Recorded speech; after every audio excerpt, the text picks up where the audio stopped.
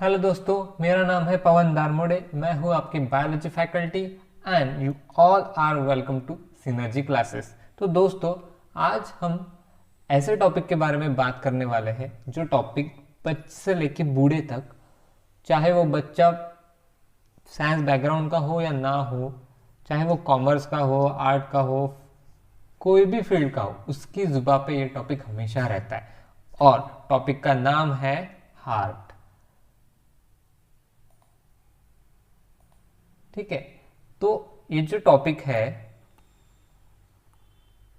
इसके बारे में सब लोग जानते हैं, बस जो नीट के एस्पायरेंट है उन्हें थोड़ा डिटेल जानना पड़ता है, और उसके दिल को कौन नहीं जानना चाहेगा। तो आज हम जानेंगे, मतलब आज हम हार्ट का टॉपिक शुरू करने वाले हैं। तो दोस्तों देखिए, जब भी हमें गाड़ी के बारे में पढ़ना हो तो हमें उसकी इंजन के बारे में पढ़ना चाहिए। तो हमारे बॉडी का इंजन तो अपना हार्ट है, राइट।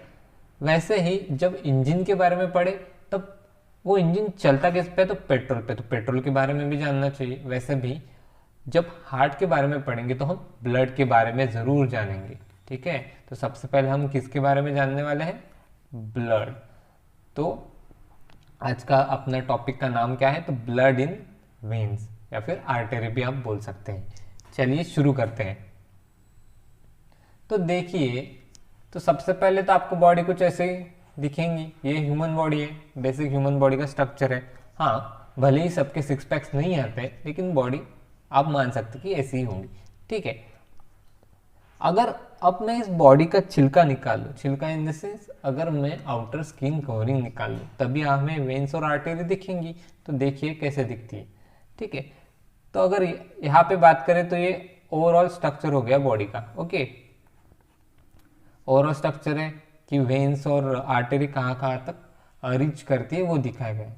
मैं एक माफ़ी मांगना चाहूँगा कि स्लाइड चेंज होते होते ये जेंट्स लेडीज में बदल गया है। ठीक है, ये फीमेल है, वो मेल था, तो इसके लिए माफ़ी मांगूंगा। अगर इसको हम जूम करें तो ये वेन्स कुछ ऐसे दिखेंगी, वेन्स या आर्टरी आप बोल सकते हैं। क्यों ऐसे दिखेंगी? क्योंकि इसमें से क्या फ्लो होता है? तो ब्लड फ्लो होता है। ठीक है, इतनी बात समझ में आ गई। अगर मैं ये पिक्चर को और थोड़ा जूम करूं तो कुछ इस प्रकार की हमें वेन्स दिखेंगे। ठीक है, यहाँ पे लिखा भी हुआ है वेन्स, और ये जो चीज़ें हैं ये इस वेन्स के थ्रू पास हो रही है, जो कि है ब्लड। ओके, ठीक है, तो ये है ब्लड। तो हमें पहले तो नीट के लिए प्रिपेयर कर रहे हैं तो कुछ ऐसी चीज़ें जाननी पड़ेंगी ब्लड के बारे में जिसके रिलेटेड हमसे पेपर में क्वेश्चन पूछे जाते हैं। ठीक है, तो सबसे पहले आपको ये आना चाहिए कि ये जो ब्लड होता है, या फिर हम बोल सकते ये जो हमारे सिस्टम है, पहला पॉइंट, ये जो सिस्टम है वो क्या है? क्लोज सर्कुलेटरी सिस्टम है। कैसे सिस्टम है? Close circulatory system. ओके, क्यों क्लोज सर्कुलेटरी सिस्टम है? क्योंकि ये वेन और आर्टरी के थ्रू बहती है। जैसे कि अगर सपोज ये अगर वेन है तो वेन के आजू बाजू में सेल्स भी होंगे, ऑब्वियस सी चीज़ है। ठीक है, तो अपना ब्लड जो है ये इसके अंदर से बहता है। ऐसा होता है क्या कि ये ब्लड बाहर आके बाहर से बह रहा है? नहीं, ऐसा नहीं होता है। इसलिए हम क्या कहते हैं? इसे क्लोज सर्कुलेटरी सिस्टम है, क्योंकि ये वेन आर्टरी के बाहर नहीं आता है। ठीक है, सेकेंड पॉइंट की अगर बात करें तो यह है फ्लूइड कनेक्टिव टिश्यू। इसे क्या कहते हैं? Fluid connective tissue. Okay, connective क्यों? क्योंकि ये बॉडी के हर एक ऑर्गन को कनेक्ट करता है। ठीक है, उसके बाद अगर तीसरी चीज की बात करें तो ये है फाइबरलेस। ठीक है, ऑब्वियसली है, फ्लो करना है तो फाइबरलेस ही होगा। और चौथी बात करें तो इसका ओरिजिन क्या है? मेसोडर्म। मेसोडर्मल ओरिजिन का है। इससे रिलेटेड आपको क्वेश्चन आ सकता है कि ब्लड का ओरिजिन क्या होता है। ओरिजिन इन द सेंस कि जब हम फोइटस की बात करते हैं उसमें 3 लेयर होते हैं। एक्टोडर्म जो कि सबसे बाहर की होती है, ये एक्टोडर्म होगी, इसके अंदर की मेसोडर्म होगी और सबसे अंदर की एंडोडर्म होती है। तो ये जो मेसोडर्म है, ये आगे जाके कनेक्टिव टिश्यू बनाती है, मतलब ब्लड बनाती है। तो ब्लड का ओरिजिन क्या हो गया, मेसोडर्मल ओरिजिन का होता है ब्लड। ओके, इतना समझ में आ गया। फिर उसके बाद हमें क्वांटिटी पता होनी चाहिए।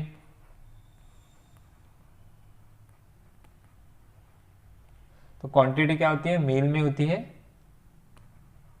5.5 लीटर, और जो लेडीज लोग होती है, लेडीज लोग फीमेल, उनमें क्या होती है, तो 5 लीटर।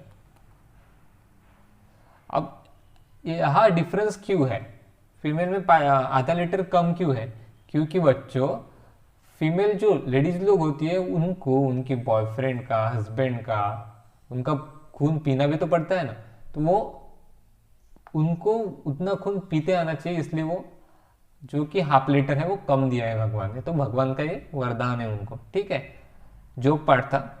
बट ये आपको याद रखना है कि क्वांटिटी क्या है, मेल में 5.5 लीटर है, फीमेल में 5 लीटर है। ओके, और अगर फिफ्थ पॉइंट की बात करें तो पीएच, पीएच भी बहुत ज़रूरी होता है।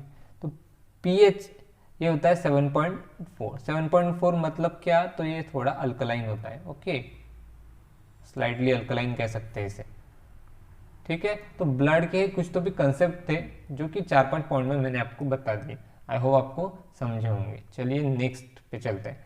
अब ये ब्लड ना, इसके डिविजन्स होते हैं, मतलब ब्लड में कौन कौन से कंपोनेंट प्रेजेंट होते हैं वो हमें जानना है।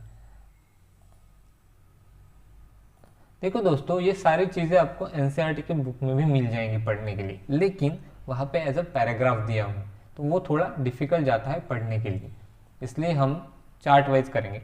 तो अगर ब्लड की बात करें तो सबसे पहले ब्लड में होता है प्लाज्मा, ओके, और दूसरी बात होती है प्लेटलेट्स। ओके,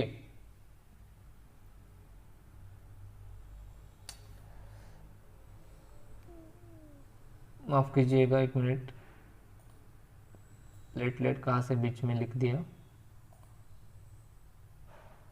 हाँ, पहली पार्ट होती है प्लाज्मा और दूसरी पार्ट होती है फॉर्म एलिमेंट्स।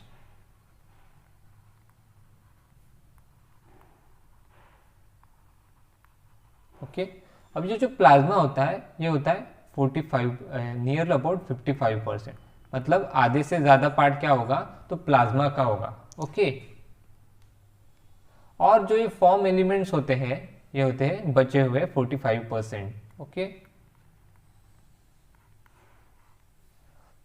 ठीक है। अब प्लाज्मा के बारे में हम डिटेल में बाद में पढ़ेंगे। अब हम बात करते हैं फॉर्म एलिमेंट्स। इस ये जो फॉर्म एलिमेंट है ये भी सब डिवाइड होते हैं दो पार्ट में। तो पहला पार्ट जो है इसमें वो आता है ब्लड कार्पस्कल्स। क्या आता है, ब्लड कार्पस्कल्स। ओके, और जो दूसरा पार्ट होता है वो है प्लेटलेट्स।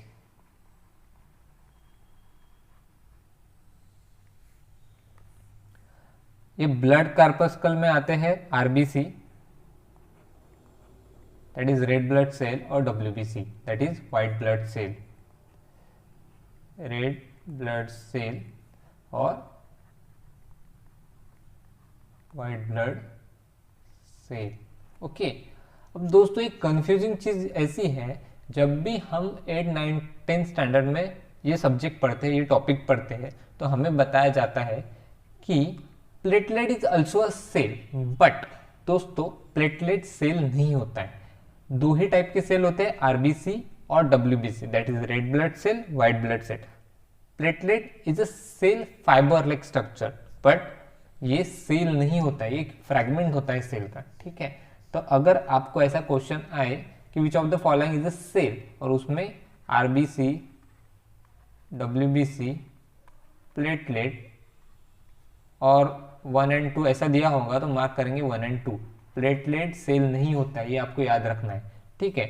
तो ब्लड कार्पस्कल कैसे डिवाइड होते हैं, आरबीसी और डब्ल्यूबीसी में। आरबीसी को ही कहा जाता है एरिथ्रोसाइट, और WBC को क्या कहा जाता है, ल्यूकोसाइट। ओके, अब ये जो ल्यूकोसाइट है ये और डिवाइड होता है 2 टाइप्स में, जिसे कहते हैं ग्रैनुलोसाइट और दूसरा होता है अग्रैनुलोसाइट। ओके, अब जो एक ग्रैनुलोसाइट है उसका मतलब क्या है कि जो साइटोप्लाज्म होगा, ये सेल का जो साइटोप्लाज्म है, साइटोप्लाज्म होता है, सपोज ये सेल वॉल है, सपोज सेल वॉल हो गई, ये न्यूक्लियस हो गया। ओके, और ये जो बीच का मैट्रिक्स है, ये जो बीच का मैट्रिक्स है इसे बोलते हैं साइटोप्लाज्म, लिक्विड। ठीक है, इसे बोलते हैं साइटोप्लाज्म। अगर ये साइटोप्लाज्म में छोटे छोटे ग्रैन्युलर हो, ग्रैन्युलर कैसे, देखिए मैं बताता हूं आपको।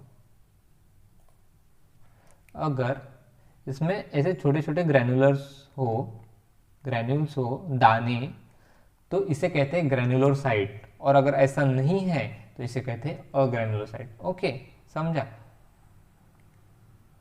अब ये जो ग्रैन्युलोसाइट है इन्हें हम फर्दर डिवाइड करेंगे, तो मैं यहाँ लिखता हूँ, एक्स्ट्रा आ गया है बीच में।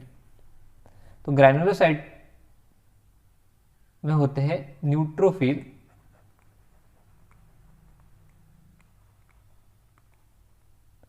उसके बाद होता है यूसिनोफिल,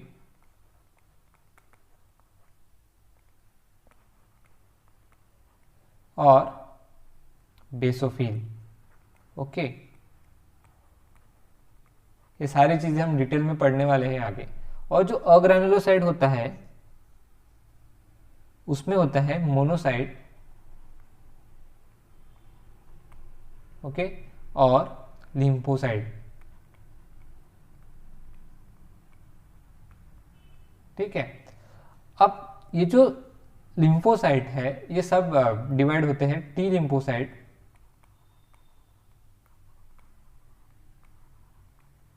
और बी लिम्फोसाइट। इन्हें टी सेल और बी सेल भी बोलते हैं। ये इम्यून सिस्टम में बहुत यूजफुल होते हैं। ठीक है, तो इतना आपको ओवरऑल समझ में आ गया। तो ये होता है ब्लड का कंपोजिशन। ठीक है, अब हम आगे बढ़ते हैं, प्लाज्मा क्या होता है देखते हैं। ओके,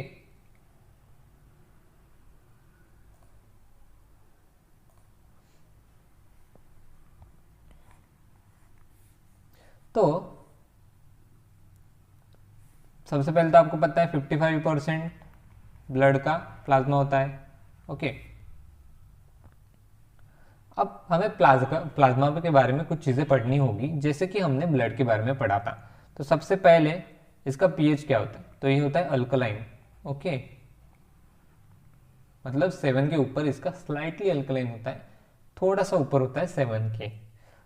दूसरी चीज़ ये होता है नॉन लिविंग, तो प्लाज्मा इज नॉन लिविंग, ये आपको याद रखना है, बहुत इंपॉर्टेंट चीज़ है। प्लाज्मा क्या होता है, तो नॉन लिविंग होता है प्लाज्मा। क्यों, क्योंकि इसमें कोई किसी भी प्रकार के सेल प्रेजेंट नहीं, क्योंकि प्लाज्मा को हमने सेल से ऑलरेडी अलग कर चुके हैं।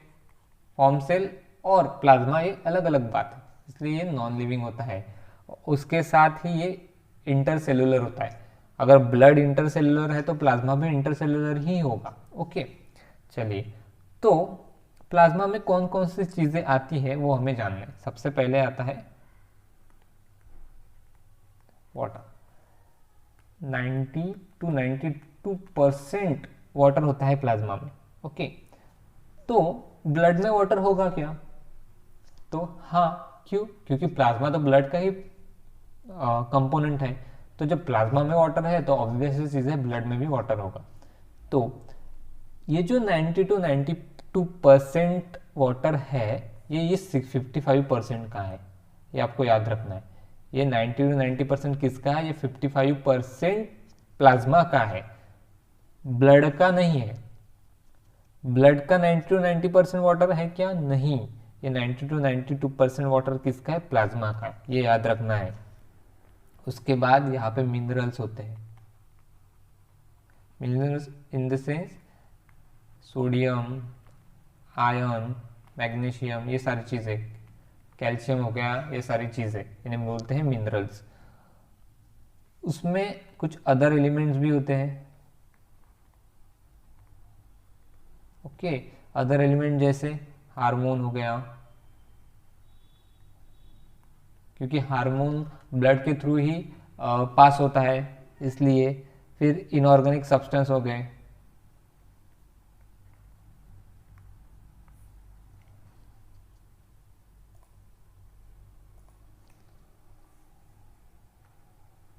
ओके। उसके बाद हम कह सकते हैं आयंस और एंजाइम्स होते हैं, गैसेस, वेस्ट हो गया और विटामिन्स, ऐसी चीज़ें अदर सब्सटेंस में आती हैं। ओके, अब सबसे मेन पार्ट प्लाज्मा का इसमें होता है प्रोटीन। ये प्रोटीन कितने परसेंट होते हैं? तो ये प्रोटीन होते हैं, ये प्रोटीन होते हैं 6 to 8%। ठीक है, ओके। अब ये प्रोटीन भी 3 प्रकार के होते हैं। इसमें आता है सबसे पहले अल्बुमिन, फिर आता है फाइब्रिनोजेन,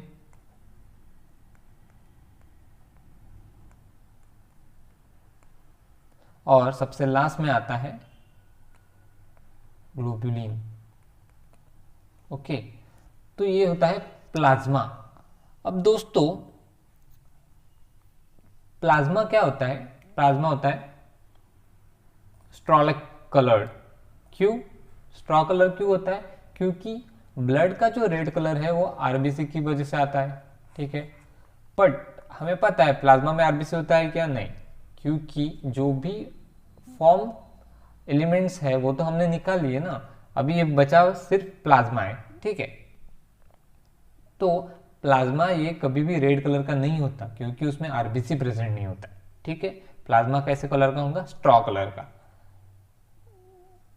अब हम थोड़ा डिटेल में जाएंगे, अल्बुमिन वगैरह पढ़ेंगे। ओके,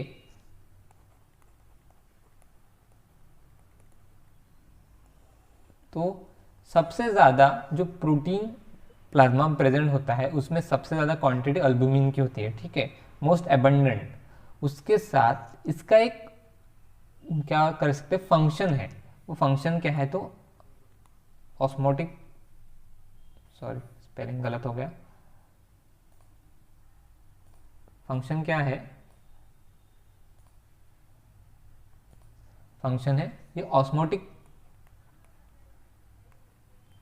प्रेशर को मेंटेन करता है। अब ये भी जानना चाहिए कि ऑस्मोटिक प्रेशर होता क्या है, यहां बता देता हूं। सपोज ये वेन है, ओके, और इसमें से ये ब्लड फ्लो हो रहा है। मैंने जैसे बोला था कि यहाँ पे सेल प्रेजेंट होंगे, सेल या फिर टिश्यू कह सकते हैं। ठीक है, अब जब भी ब्लड में का वाटर कंटेंट कम हो जाए, कितना वाटर कंटेंट होता है ब्लड में? तो प्लाज्मा का 90 to 92% होता है। वो अगर कम हो जाए तो ये अल्बुमिन क्या करेगा? ये जो टिश्यूज और सेल है इसमें जो वाटर कंटेंट है वो एब्जॉर्ब कर लेगा और ब्लड का जो वाटर कंटेंट है उसको मेंटेन रखेगा। तो इसे ही कहते हैं ऑस्मोटिक प्रेशर। तो अल्बुमिन क्या करता है? तो ऑस्मोटिक प्रेशर मतलब ब्लड का वाटर कंटेंट मेंटेन करता है। समझा? चलिए, इसे हम BCOP भी कहते हैं, that is blood colloidal osmotic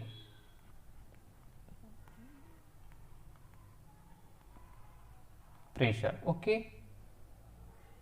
one of the same thing है, बस इसका नाम ऐसा है कि ब्लड कोलाइडल ऑस्मोटिक प्रेशर। तो अगर क्वेश्चन आए ब्लड कोलाइडल ऑस्मोटिक प्रेशर कौन मेंटेन करता है, तो आंसर क्या होगा? अल्बुमिन। ओके, अब हम बात करते हैं ग्लोबुलिन की। ओके,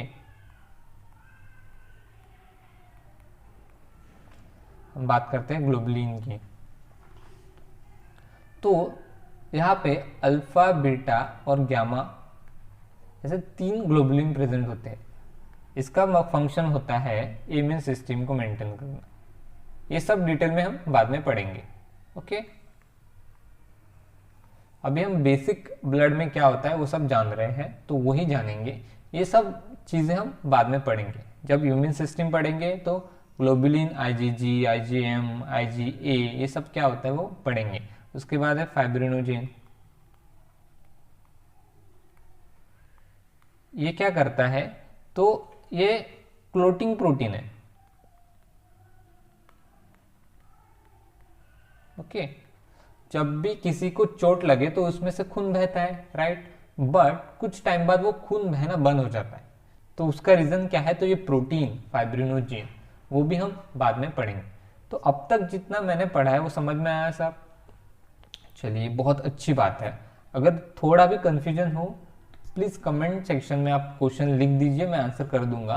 और वीडियो को और 2-3 बार देखिए। अगर पसंद आया है तो प्लीज़ लाइक कर दीजिए और सब्सक्राइब भी कर दीजिए चैनल को। अब इसके बाद और एक चीज़ मैं आपके लिए लेके आया हूँ। पढ़ना तो ठीक है, बहुत ज़रूरी, पढ़ने के साथ साथ कुछ इंजॉयमेंट भी ज़रूरी है, हंसना भी ज़रूरी है, तो वो भी कुछ चीज़ें हम करेंगे। तो देखते हैं आगे क्या है। तो आगे का हमारा सेक्शन है meme and meme, that is me and meme equals to meme, me and meme that is meme. तो ऐसे बहुत सारे मीम्स आपको हर एक वीडियो के लास्ट में देखने को मिलेंगे, इसलिए वीडियो लास्ट तक जरूर देखिएगा, ठीक है। तो क्या बोल रहे हैं आंटी जी, जब फिजिक्स की थ्योरी होती है तो इनके हाथों में हाथ है, वाह। और जो फिजिक्स का न्यूमेरिकल्स होता है तो मुझे तो हाथ भी नहीं लगाता और इसके साथ चिपका हुआ है। बात तो सही है।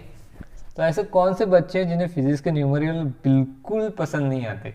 यार मैं भी उसमें एक था, इसलिए मैंने एमएससी बायोलॉजी में किया है क्योंकि मुझे भी ये बिल्कुल पसंद नहीं थे।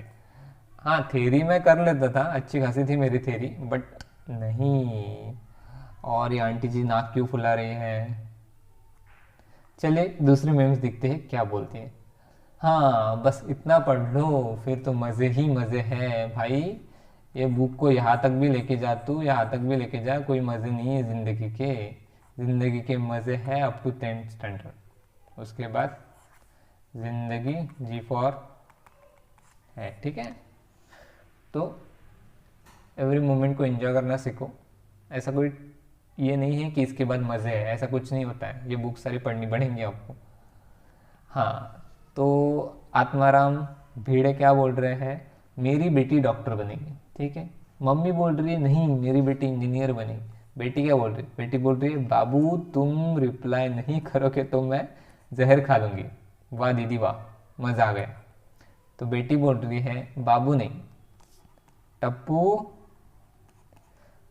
तुम रिप्लाई नहीं करोगे तो मैं जहर खा लूँगी। ओके, और लास्ट मीम क्या है, me doing everything my self because don't like asking for it, ठीक है भाई। अगर तुम नीट के एस्पायरेंट हो तो तुम्हें खुद की मदद खुद करनी पड़ेगी, खुद का प्रिपेयर खुद करना पड़ेगा, कोई तुम्हारी हेल्प करने वाला है नहीं। तो ये मीम तुम्हारे लिए ही है, ठीक है। तो अगर मीम्स पसंद आई, वीडियो पसंद आया, कुछ पढ़ने को मिला, सीखने को मिला, तो ज़रूर लाइक कीजिए, सब्सक्राइब कीजिए चैनल को, और ऐसे ही शानदार वीडियो के साथ मैं आता रहूँगा, आपको पढ़ाता रहूँगा।